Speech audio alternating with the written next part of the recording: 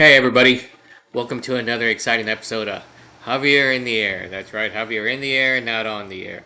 So for those of you who have been here before, welcome back. For those of you who have not, welcome. This is my little corner of the internet. A little bit of crazy, a little bit of not crazy, just a little bit of doing something. Alright, so we're going to have another chock full, exciting show. Exciting in my opinion anyway. I'm going to go ahead and start with uh, our Trash in the Hood. And by the way, this week was officially not four. I know I was saying four before, but that's not correct. It is actually the start of year five this week, or was the start of year five this week, of me going around the neighborhood and picking up trash. So we are now in week 209. So it is fantastic. 5 years doing it. It's really kept me accountable for walking. It's kept me accountable on cleaning the hood, and now I can't help myself. When I drove down the street this morning, and I saw a couple of streets that I know I need to go down to pick up trash because it's just well, no comment on people who throw trash out in the streets, no matter what street it is. So. All right, so and then we're going to have our Zen Moment, and then we're going to have our Jav-A-Beans, and then we're going to wrap it up with our Spirit Time. So let's just get right to it and get to our Trash in the Hood.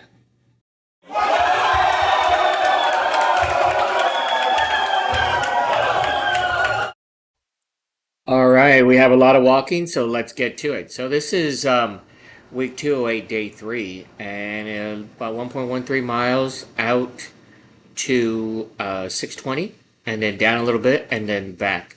So this was done in early morning, and so I don't have much time early morning. It's mostly dark, and then the sun comes up right as I get home before I had to log into work. So here's the trash for that. Cigarette butts as normal, cigarette butts, I should say. Um, a large piece of car that I found on the road, well, not blocking, but it was in the middle of the road. Lots of paper, lots of receipts. You know, it's a Wednesday, so a lot of people have been throwing stuff in the past couple of days, and so it just gets heavier and heavier. A lot of food wrappers, beverage containers, and stuff that I'm going to err on the good side and say that they fell out of people's cars. So here is week 208, day 6. So this is a Saturday, and we went for a long walk. We, being my walking partner and I, my good friend Julia Takashita, and we got almost 3 miles in. It was good. It was early morning, so that we weren't too bad. It was morning, so it was full sunrise, so it wasn't like 6 in the morning like I've been doing on the other ones. So this one wasn't as bad as I thought it would be. There were some car parts and some food wrappers, food containers, a really cool looking vape, but it was empty, so it had to go. I guess somebody had to toss it. About 80 cigarette butts. Lots of wrappers and paper and bits of this and that. Saturday is usually the day that we find most of the bits of paper and food stuff. There's a buzz ball at the top, and then little small Pringles containers. So it looks like a lot of junk food was ate this week and was tossed out of the car. So there you have it. And also some flags from being marked, but they were in the middle of the street, so I go ahead and pick them up. This is day 208. I'm sorry, week 208, day 7. So this was a Sunday, which is not a normal day that I go walking, but it wasn't a day I was recording, so I decided to go ahead and do it. So here we are. Went up a ways, and then um, as far as I could, and then headed back. I was short on time. So here we are again. Large pieces of paper. That seems to be lately I've been finding lots of large pieces of stuff, and so there's another large piece, but I use it for to hold all the other stuff. Some aluminum foil, a ball on a string, beverage containers, food wrappers, some sort of, I mean, one glove. There, lots of straws, lots of weed eater wire. Say that 3 times fast, and lots of metal bits from like garage sale signs and soccer, join the soccer league signs, stuff like that. So signs get blown away, and then the metal winds up in the street. So this is the start of year 5. Here's week 209, day 2. This one again was late night. Actually, this time was a late night. We started off like about 7. You see there about 7:15. Walked as far as we could before it started getting too dark, or starting to get dark, and also it was extremely hot. So this was pretty decent. We only found bits of wire and Velcro of all things, parts of a bit of carpet, some pencils, some kind of weird tools. I'm not sure what they are. I'm not a tool guy. I mean, I have tools, but lots of paper and plastic and baggies. There's a cigarette box at the top left there. Only about maybe 30, 40 cigarette butts. I don't keep track in my head, but I do mark down how many cigarettes I am finding every time I go out. And so overall, it wasn't too bad. Still a lot of junky junk stuff that just accumulates in the streets and would accumulate more if I wasn't there. So there's week 209, day 5. So I headed out, and this was another early morning walk. I try to get out there before. I can't get out there too early because the sun's not risen, so it's completely dark, and I can't find my neck light, so I don't can't do as much as I'd like to. So there's some cigarette butts. Still found about 36 cigarette butts, which was amazing to me. Food containers, food wrappers, a lot of flyers. That thing there in the center with little orange dot on it. Those are like 15 that they're all put together. Some sort of cloth material, a lot of receipts. So I live near a couple of pharmacies and small grocery stores and stuff like that. So a lot of receipts make their way to the streets. So it's incredible. Also an auto shop too, and all those receipts come to be from all those different areas. And so I think one latex glove. So here we are, just yesterday, week 209, day 6. I went for a really long walk. I didn't get up as early as I wanted. You see there, I started about 8:50. So it got muggy and it got hot before I made it home. And I'll tell you a little story after this about it. So here, I did find a decent amount of stuff. Again, a couple of more flags, another glove. I never seem to find a decent pair of gloves together. It's always one, and then a couple of days later or so, another one, but not the pair. Receipts and whatnot, water bottles, soda bottles, beverage containers. I did find a tie-dye piece of cloth, which I'm not sure what it's for. So it looked like maybe for a leg, but it didn't have a sock heel component, so I'm not sure. A pack of Lucky Strikes, and every time I find a pack of Lucky Strikes in this neighborhood, I'd love to meet the person who did it because I didn't even think they made Lucky Strikes anymore. And then I think today was about 60 cigarette butts. Okay, so there you have it, our Trash in the Hood, the start of year 5.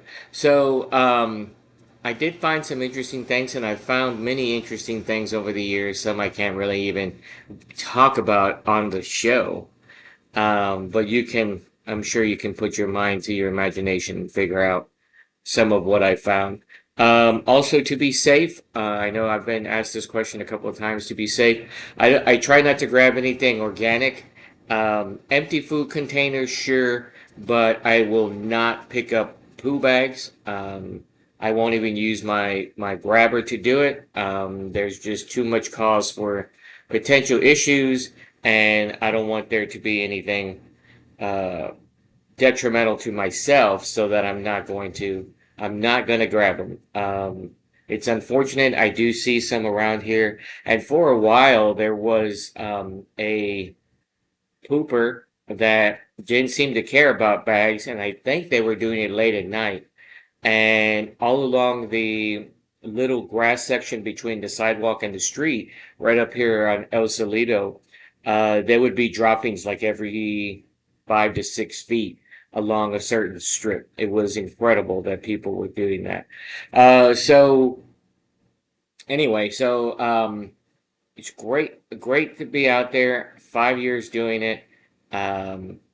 I know I had some stories, but I don't remember what they were.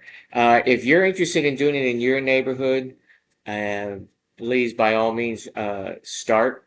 Best thing to do is get a grabber and a bag that you can reuse again and again. I have a giant yellow um, bag that like you'll see service people use when they're cleaning up parks and stuff like that, park ranger and park assistants, and so you can reuse it. Now, if you don't want to do any sorting like I do, and you don't want to notate it, even better. Fill up that bag. Go to your and you want to make sure also if you're only grabbing recyclable material, which means you're avoiding the organic material stuff, the poo bags and bits of food that you find. If you find wrappers and beverage or wrappers and food containers that still have food in it, just throw it in the trash. If you want to have a separate bag for that, that's fine. Now, if you just want to get recyclable material, which is what I get most of the time, but I am sorting, so I'm able to figure it out. But if you don't want to sort it and you want to do recyclable material, throw it all in a bag with using your grabber and or a pair of gloves. If you're going to sort, always wear a pair of gloves. And be very careful. Well, luckily, this neighborhood, there's not a lot of needles. There is broken glass, but my gloves are pretty thick, and so I can handle that.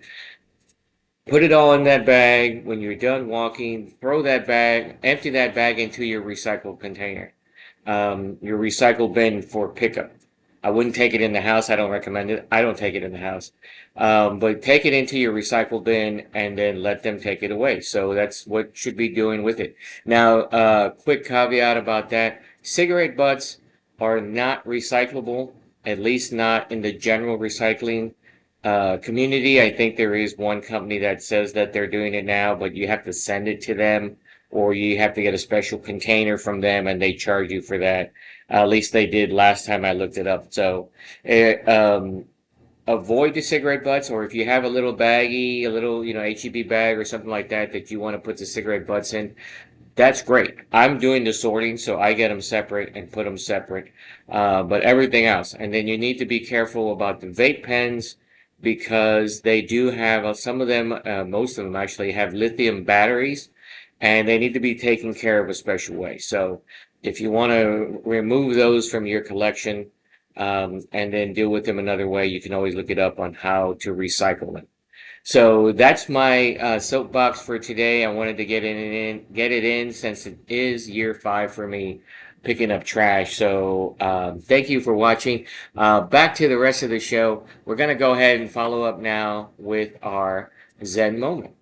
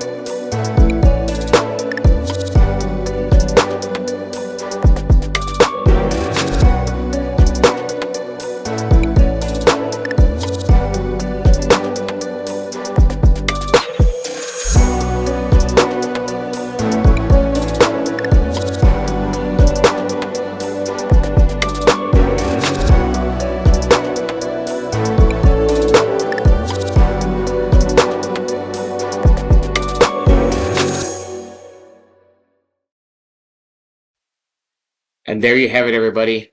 Another Zen moment in the books. So, for some people who have been asking, sometimes the audio is AI through the editing software. Sometimes it's not. This one was called Godfather Festival of all things. Very interesting, but I'll take it. And thanks for the images from my buddy Chad, as always. I think there may have been one in there that was mine, but most of them are his. So that's always fun. And I'm working on trying to get some more. I'm running out of the ones that he gave me, so I'm looking at getting some more done as I work through some course material. All right, so now we're going to go to our Jav-A-Beans, which is actually gotten some good feedback. So it's a great little snippet of a show. And I'm going to go ahead and let it speak for itself.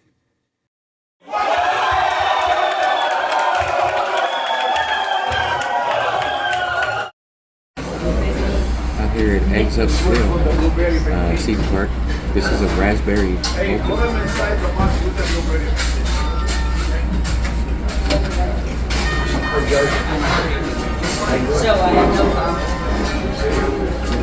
Really heavy on the raspberries.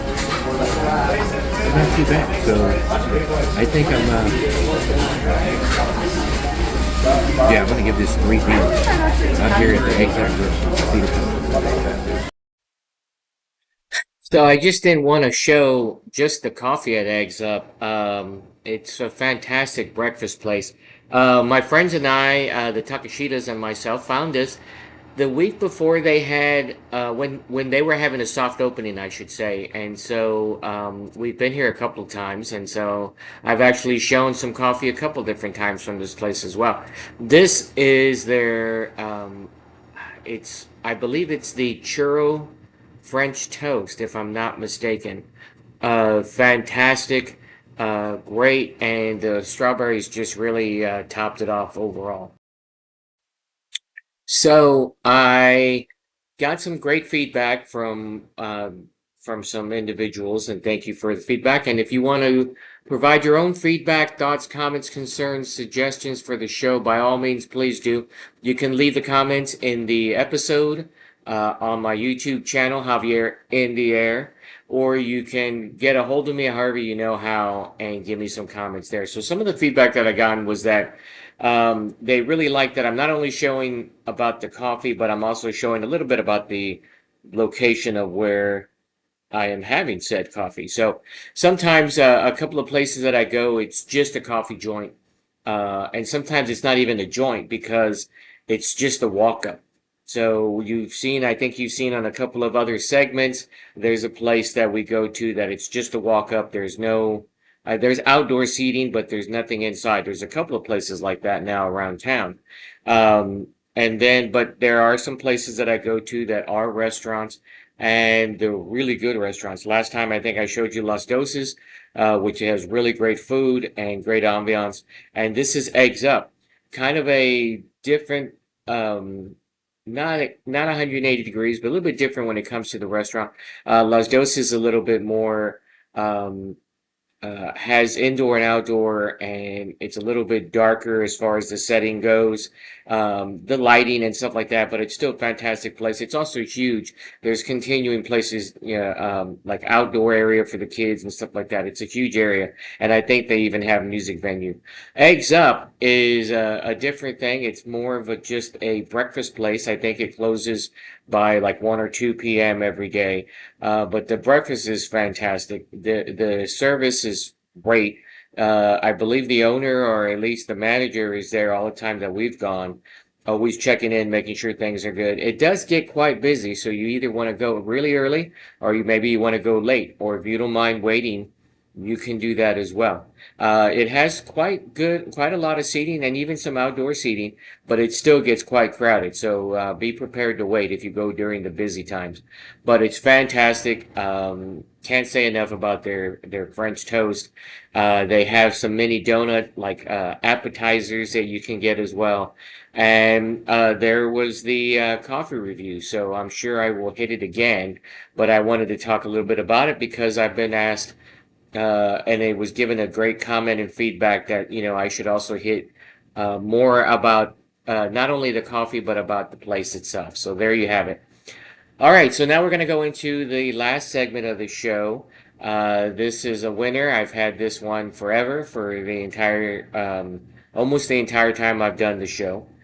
Which, by the way, this is season 7, 16. So if you haven't, episode 16. So if you haven't seen the older shows, but you'd like to, then by all means you should definitely hit the archives here on the YouTube or my YouTube channel. For example, if you want to see how to do a tamalada, I had a tamalada done with the neighbors, the Pavlovskis, great salt of the earth people that were kind enough to let me in on their tamalada.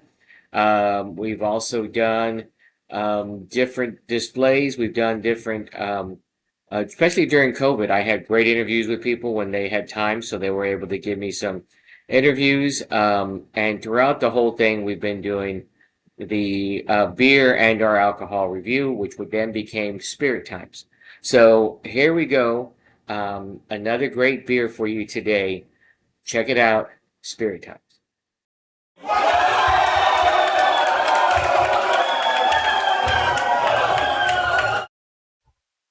All right, so now here we are for our Spirit Time. So, a couple of things. One, I moved the light to see if I look a little better, and then I realized I probably look like I'm doing some kind of Halloween episode or something, but I am not. This is still August. Halloween is still a long way away. But I also want to mention that we will be doing the annual pumpkin beer tasting that Brother Rob and I do, and anybody else we can get involved with. Last time we did do a two-parter. We were out. Big Dave Tillman was nice enough to allow us to use his studio out at CrossFit Cedar Park, and we had a fantastic time. A little bit late in the year, so I'm going to try to really bear down and try to get this done during the time that we should for pumpkin beer tasting. So if you're interested in joining us for a pumpkin beer tasting event, please let me know. Maybe I'll get another studio again. Maybe I will set up my studio and try to get so that we could have multiple viewpoints like we did there. And maybe we can get some new beers and new people to taste said beers. Now, I know a lot of people actually are still reminiscent, people that I know are still reminiscent of the pumpkin beer tasting I had at my house for that kind of kicked off pumpkin beer in the first place many years ago. And they hated most of the beers there, and rightfully so. However, please don't let that mar your judgment going forward. Going forward, or the past couple of years, these breweries have put out some fantastic pumpkin beers. They're really good. Some of them are still bad. Yes, I'm gonna say it. They're horrible. But there is some diamonds in the rough. So if you're interested, pique your interest about pumpkin beer tasting and like to be on the show, let me know so I can start coordinating it. I'm going to try to do it probably in September, end of September, if I can, swing it, because that's during the time when most of the pumpkin beers come out, surprisingly. They don't come out around Halloween. They start about September and they go through October, but not always. There's been a couple of times when we've been hosed because we waited too long. So, and I say we because Brother Rob and I, this is one of his favorite parts of the show, and also he loves to drink pumpkin beer. And so it's one of the few times that we'll drink pumpkin beer, and why not have it on the show, right? And so I believe it's our fifth or sixth time that we're going to do that. So that's fantastic. But anyway, if you're interested, let me know. And finally, before I get into the beer, I want to get into the glassware. Now, the glassware is very important to a lot of people. Brewmasters and bartenders and whatnot will tell you that the glass can make or break certain beers, make or break certain cocktails. That's the reason why the glassware is all over the place. It's not just it always tastes the same. Sometimes it has to do with oxidation. Sometimes it has to do with how you pour. But the glassware is very, very important as well. That's why if you have a high ABV and you order it at a brewery or a restaurant, they will serve it in a smaller glass because they can only serve you so much. Plus, why put it in a big ass glass when you're not going to be when it's a waste of them to use it in the first place. So some of the glassware that I've used, people have asked me about, so I wanted to bring it up here for a moment. I went to a bar. I know, surprising, right? I went to a bar. It's got to be at least 16 years ago now, maybe 15, which is a long time ago. So either I really know how to take care of things, or I'm just an old man in my fuzzy slippers becoming a hoarder. Regardless, this beer every Thursday night for about 6 months would have a presentation, whatnot, a happy hour type of thing, where they would have one or two glasses that were sponsored by a brewery. And so these breweries would have these glasses out here. Now you didn't, the happy hour didn't always just have that beer on sale. Of course, it's a happy hour. So they had a couple of others, but they would have one or two breweries that would sponsor by having the glassware there. So you can pay a little extra to get the glassware as well. Not like it is now. And it was only a couple of bucks as long as you were getting the beer as well. So I have some really interesting glasses that people have asked me about that you can't get anymore. Like even the brewery doesn't have them anymore. They're discontinued because it's been so long. So one of the ones I have that's really interesting to me because um, I like their beer, but I love their root beer even better. I think I think it beats Old Dad. I think it beats even A&W, which is the known as the godfather of root beer in some places. This is a beta, A beta, and they have some really good beer. In fact, I don't even know if they're, I believe they're still around. I'm pretty sure they're still around because I know the root beer is still around. So this is a glass for their Restoration Pale Ale. And so what makes it really cool is this, to me anyway, is this beautiful purple that they got incorporated into the glass. Now, if you can see, there's a skyline of where Abita is from, which I don't remember off the top of my head, so I don't know.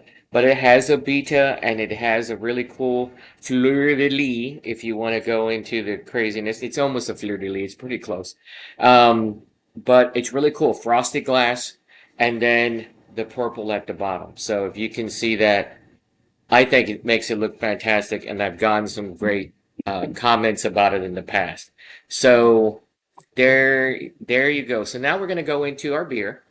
This was another one that I've talked about in the past that I got simply, I didn't know what style it was. I didn't know what brewery it was. All I knew was the can looked really cool, so I had to get it and get it on the show. So for those of you out there at Lone Pint Brewery, which is in Magnolia, Texas. Congratulations, you've made it to the show. Let me wipe it off here so you can get a better look. So this is the Jabberwocky. So for those of you who don't know, there's a great poem, Jabberwocky. Go find it, read it. It's very interesting. It's got some made-up languages in it.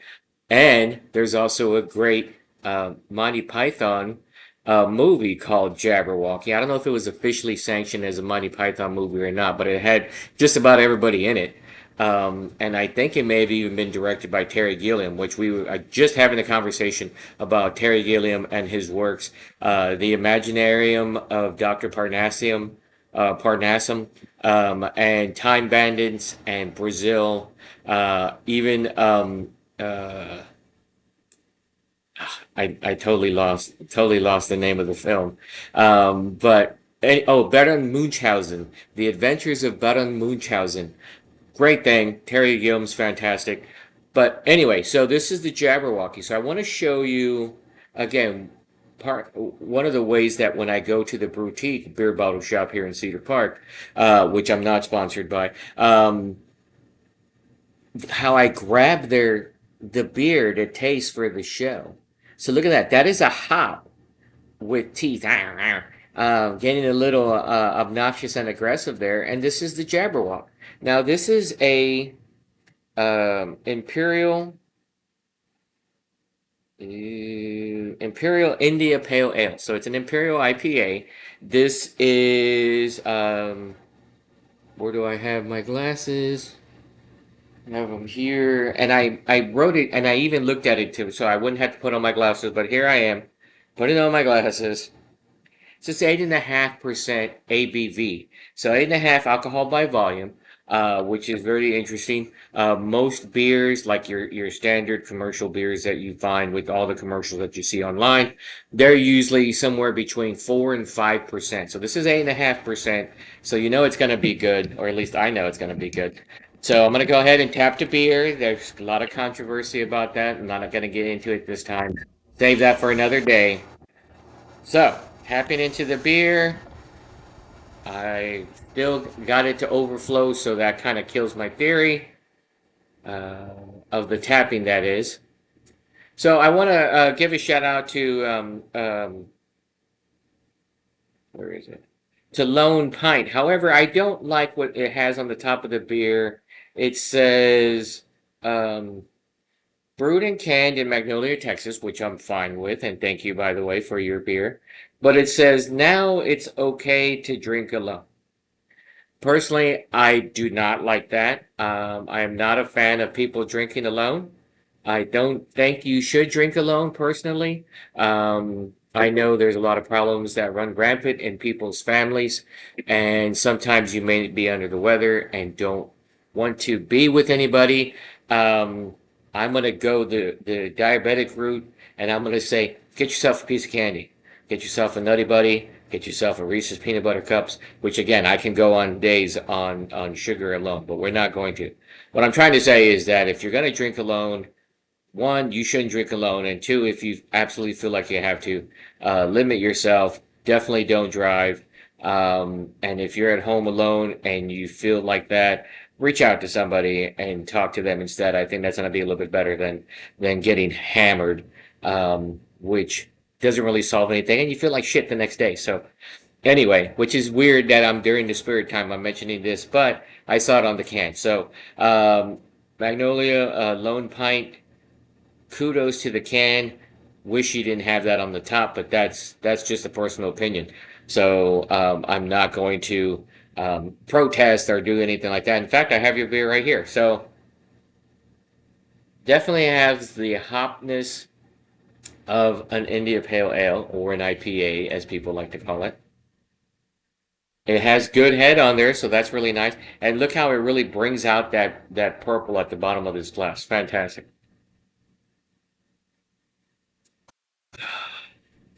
Definitely that nice little bit of sourness to it, a little bit of bitterness to it, but just enough that it blends well on the tongue of an IPA. Definitely get that citrus taste to it. I'm not sure exactly what is composed in the Jabberwock, and it doesn't really say. But it is an IPA, so there's definitely some hops going on there. Really on the hoppy end of it. Really good. I would say this would be a mid to towards the end beer. If you started out your drinking day with friends and or family, I personally would like it maybe with a burger, a really thick, juicy burger. Though I like smash burgers, something really thick and juicy would go well with this IPA, personally. So if you want to question me, you certainly can, and we can have a knockdown drag out about it. So I'm going to go ahead and give this I think I'm going to go ahead and give this a 7. 7 thumbs up.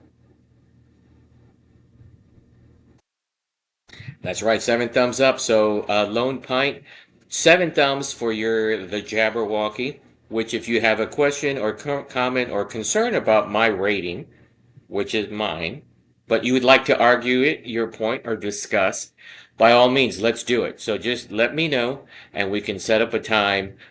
We can go through your Jabberwocky. We can go through your catalog of beers, even if you want. If you want to personally invite me, maybe I'll go out there and we can get a show together. Or if you'd like to come to my studio, we can certainly do it here as well. So this is Lone Pint Brewery out of Magnolia, Texas. They're the Jabberwocky, which I gave 7 thumbs up. Thanks a lot, everyone. Well, that's it, everyone. Another exciting show in the books.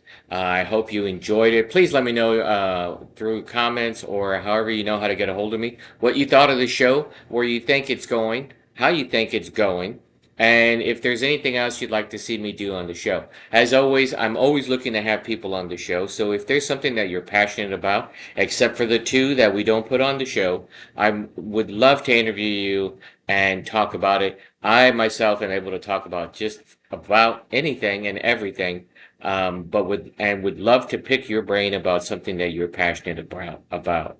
So just let me know if you'd like to be a co-host for an episode. I'd love to have that as well. I can try to set up my studio to have multiple cameras, which I'm going to be doing for the pumpkin beer tasting anyway. So love to have you on the show. Uh, Again, you can reach me on this YouTube channel, Javier In the Air. My handle is Javier In the Air 01, all one word.